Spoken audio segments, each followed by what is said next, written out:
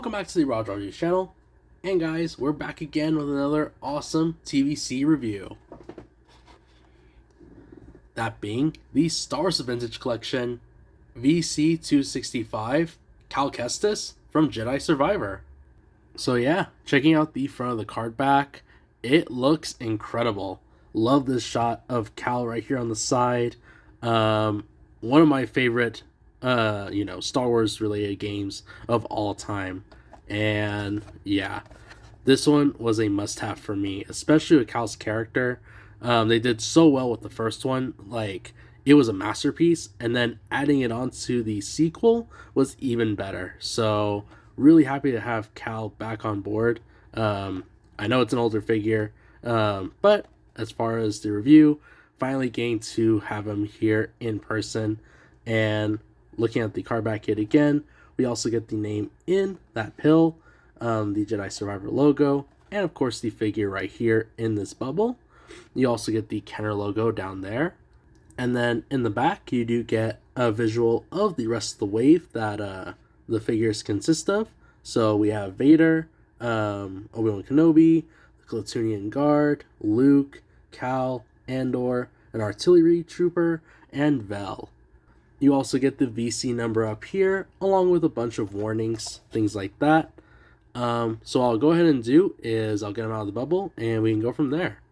And here he is out of the bubble. And taking a closer look at Cal Kestis, man, again, they did a fantastic job bringing him, into the TVC lineup. Of course, we have it in the newer look. So, of course, he does come with his newer outfit, the newer haircut, things like that. But before I get too much into it, let's go ahead and start from top to bottom. Checking out the head sculpt, it looks great. I love the overall look that they gave him, of course with his newer haircut like I just mentioned, but you do get some nice printing in the eyes, the eyebrows, and then it's kind of hard to see, but you can sort of make it out based on the lighting, but he does have a bit of a stubble. And as far as our articulation goes, he does have a joint right here at the top of the head, so there's side to side, back, and a little bit forward. Checking out the torso, of course, like I did state before, this is based around, the sequel sort of like look. So he does have, instead of his usual poncho, things like that, he's sporting like this navy vest with a sort of like cream rolled up shirt right here. He has this strap going along the sleeve, and just overall a really nice, sort of outfit.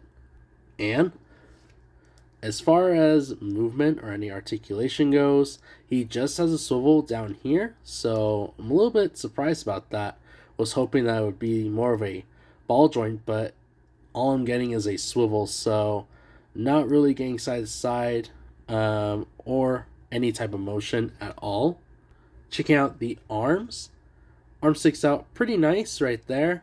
It is able to go all the way around. Of course, he does have that nice elbow joint right there, and articulation at the wrist and at the hand. Checking out the other side, arm goes out right there. It's able to go all the way around. Elbow joint right there, and movement at the wrist and at the hand. Checking out the waist, he does have these two different belts, so that's part of the mold. Well, anyway, you can basically see right there. He's sporting this brown leather belt, as his actual belt with the silver belt buckle, and that's pretty much it. And then the other one is sporting like the holster right here for his pistol. So it's on the side of his right hip, or no, actually it's the left hip, sorry. And then he does have a peg on this side to hold his lightsaber. Going over the legs, thankfully, he is able to go into a full-on split. He is able to sit down, and the legs kind of go back. And he does have a sole right here on his thigh. Looking at the knee joints right here, he is able to go into a kneeling position, as shown. And checking out the boots right here, he does have these like either a dark brown or a gray like chap going around the actual boot. And then he does have these brown boots. They do point down, they do point up, and there is rock wrinkles to achieve some cool action poses. And now checking out the additional figurine would be BD1. Checking out BD1, of course, this is Cal's trusty companion throughout the game series, and really nice little droid. Love his design as well. When they introduced BD1 inside the games, it's a really cool sort of like a droid, things like that. But for the TVC version, he does have a ball joint right here at the top of his little head, so you are able to move around pretty nicely. Nothing going on at the torso. The legs go back and forward, and that's pretty much it. It's just a little swivel right there, and I did try him standing up, and he's very well balanced. And now checking out the accessories of this figure. He does come with a revolver. Checking out the revolver, this looks pretty identical to the one that we did get with the Black series, so it's not a very common sort of mold that they use, but yeah, it's pretty much a revolver, has a brown at the grip, and then this silver running throughout it. And yes, he is able to haul into it very nicely, as you can see right there with the trigger finger. And in case you don't want to use it, just place it inside that holster. It's very snug. You can see the barrel right there, so it won't come out. And last but not least, these are the other accessories he comes with, which are his lightsaber and an additional hilt. Checking out the lightsaber, this is Cal's, awesome looking lightsaber. I actually have it from my time going to Disneyland or Disney World, and oh my gosh, I love the build.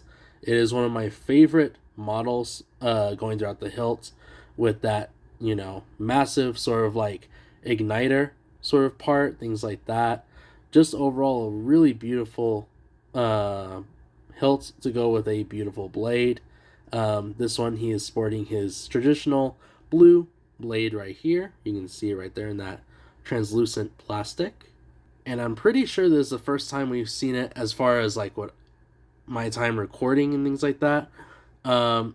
This is an additional hilt, but it has no sort of like peg to place an additional blade, nothing like that. The only purpose it serves is, of course, being attached to his belt. So there's this massive peg right here, where the other one does not have that at all. But I found that very interesting. Usually, you're able to take off the blade, things like that. But I guess because of the way that the lightsaber is, I guess that's how they planned it. So now it's an additional hilt to give that extra look. But overall, has the same amount of detail and looks really nice. And yeah, as far as what you can see, he is able to hold onto that lightsaber very nicely, even with both hands. And, in case you don't want him to have that lightsaber on, you can put it away somewhere safe and somewhere you can remember, and place the other hilt right here on the side of his belt clip. It's very snug, so it won't come out. And now, an overview of the figure. He's really awesome. Everything is on point as far as I'm seeing, from the look of the figure, even, BD right here, and the accessories make it worthwhile. I will say one thing though, and of course you did hear me just say about it, the torso. For him being a Jedi figure, I do wish there was a bit more articulation in his torso.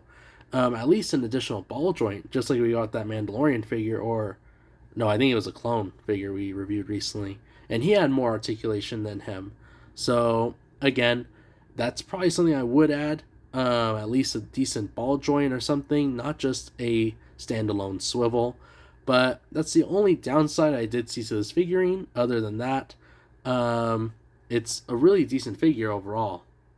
Plus, if you're a fan of the video game, you definitely have to try and get him into your collection, just because, it's worthwhile to try and get that collectible. Other than that, you can get his bigger brother right here. So here's a side-by-side comparison with him from the TVC and the Black Series. But yeah, that's pretty much it. If you guys did enjoy this review, please be sure to leave a like, subscribe, and follow me on Instagram. And I'll catch you all on the next one.